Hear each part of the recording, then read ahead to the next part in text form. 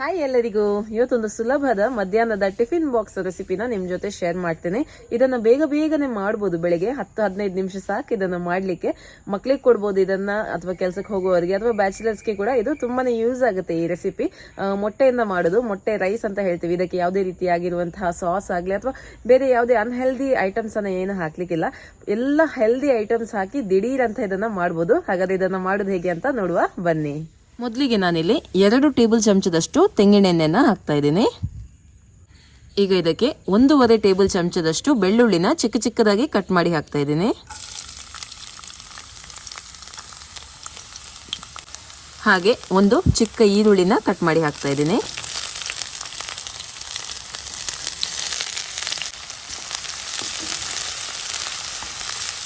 ಈರುಳ್ಳಿ ಸ್ವಲ್ಪ ಕೆಂಪಾಗಲಿ. ನೋಡಿ, ಈರುಳ್ಳಿ ಕೆಂಪಾಗ್ತಾ ಬಂತು. ಈಗ ನಾನು ಇದಕ್ಕೆ 1 ಕಪ್ ಅಷ್ಟು ಕ್ಯಾಬೇಜನ್ನು ಹಾಕ್ತಾ ಇದ್ದೀನಿ, ಚಿಕ್ಕದಾಗಿ ಕಟ್ ಮಾಡಿಕೊಂಡು. ಈಗ ಇದು ನಿಮ್ಗೆ ಇಷ್ಟ ಇಲ್ಲ ಅಂದರೆ ಇದನ್ನು ನೀವು ಸ್ಕಿಪ್ ಮಾಡ್ಬೋದು. ಮಕ್ಕಳು ಇದು ತಿನ್ನಲ್ಲ ಅಥವಾ ನಿಮ್ಗೆ ಇಷ್ಟ ಇಲ್ಲ ಅಂದರೆ ಇದನ್ನು ನೀವು ಟೋಟಲ್ ಆಗಿ ಅವಾಯ್ಡ್ ಮಾಡ್ಬೋದು. ನಾನು ಹಾಕ್ತಾ ಇದ್ದೀನಿ. ಕ್ಯಾಬೇಜ್ ಕೂಡ ಒಳ್ಳೆ ರೀತಿಯಲ್ಲಿ ಫ್ರೈ ಆಗಲಿ. ನೋಡಿ, ಕ್ಯಾಬೇಜ್ ಒಳ್ಳೆ ರೀತಿಯಲ್ಲಿ ಫ್ರೈ ಆಗಿದೆ. ಈಗ ಇದನ್ನು ಈ ರೀತಿ ಸ್ವಲ್ಪ ಬದಿಗೆ ಮಾಡುವ. ಈಗ ನಾನು ಇದಕ್ಕೆ 4 ಮೊಟ್ಟೆಯನ್ನು ಹಾಕ್ತಾ ಇದ್ದೀನಿ. ಸ್ವಲ್ಪ ಉಪ್ಪನ್ನು ಹಾಕ್ತಾ ಇದ್ದೀನಿ, ಮೊಟ್ಟೆ ಮೇಲೆ ಹಾಕ್ತಾ ಇದ್ದೀನಿ. 1 ನಿಮಿಷ ಆದ ನಂತರ ಇದನ್ನು ಮಿಕ್ಸ್ ಮಾಡುವ. ಓಕೆ, ಒಳ್ಳೆ ರೀತಿಯಲ್ಲಿ ಮಿಕ್ಸ್ ಮಾಡ್ಕೊಳ್ಳಿ.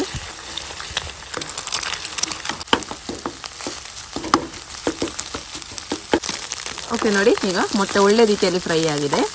ಈಗ ಇಲ್ಲಿ ನಾನು 1/4 kg ಬಾಸ್ಮತಿ ರೈಸನ್ನು ಹಾಕ್ತಾ ಇದ್ದೀನಿ. ಇದನ್ನು ನಾನು ಆಲ್ರೆಡಿ ಬಾಯ್ಲ್ ಮಾಡಿ ತಗೊಂಡಿದ್ದೀನಿ.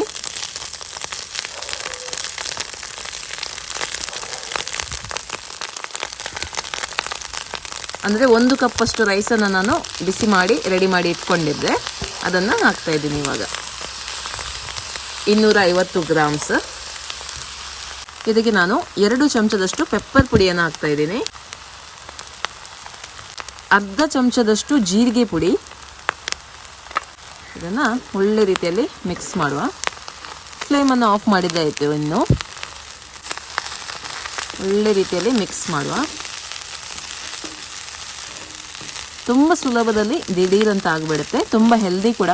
ಯಾವುದೇ ರೀತಿಯಾಗಿರುವಂತಹ ಸಾಸ್ ಆಗಲಿ ಪ್ರಿಸರ್ವೇಟಿವ್ಸ್ ಆಗಲಿ ಏನು ಹಾಕ್ತಾ ಇಲ್ಲ. ನೋಡಿ ಎಷ್ಟು ಚೆನ್ನಾಗಿ ಬಂದಿದೆ ಅಂತ.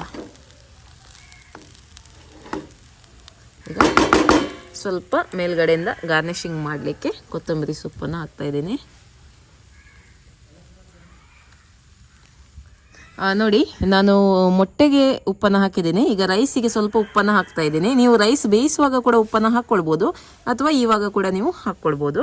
ಸೊ ಉಪ್ಪೆಲ್ಲ ನೋಡಿಕೊಂಡು ನೀವು ಹಾಕಿದರೆ ಆಯಿತು. ಓಕೆ, ಬನ್ನಿ ಇನ್ನು ಇದನ್ನು ಟೇಸ್ಟ್ ಮಾಡುವ.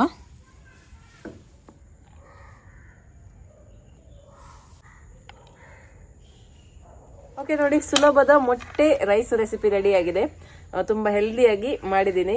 ಟಿಫಿನ್ ಬಾಕ್ಸಿಗಂತೂ ಹೇಳಿದ ರೆಸಿಪಿ. ಬೆಳಿಗ್ಗೆ ಎದ್ದು ಬೇಗನೆ ಇದನ್ನ ಮಾಡ್ಬೋದು. ಸೊ ಇದನ್ನ ಟೇಸ್ಟ್ ಮಾಡುವ ಯಾವ ರೀತಿ ಬಂದಿದೆ ಅಂತ. ತುಂಬಾನೇ ಚೆನ್ನಾಗಿದೆ. ಮಕ್ಕಳಂತೂ ಗ್ಯಾರಂಟಿ ಇಷ್ಟಪಡ್ತಾರೆ. ತುಂಬ ಖಾರ ಕೂಡ ಇಲ್ಲ, ಮೈಲ್ಡ್ ಸ್ಪೈಸ್ ಅಂತ ಹೇಳ್ತೀವಿ ನೋಡಿ, ಆ ರೀತಿ ಇದೆ. ತುಂಬ ಒಳ್ಳೆ ಘಮ ಕೂಡ ಬರ್ತಾ ಉಂಟು. ನಾನು ಬಾಸ್ಮತಿ ರೈಸ್ ಯೂಸ್ ಮಾಡಿದ್ದೇನೆ ನೋಡಿ, ಹಾಗಾಗಿ ತುಂಬ ಚೆನ್ನಾಗಿದೆ.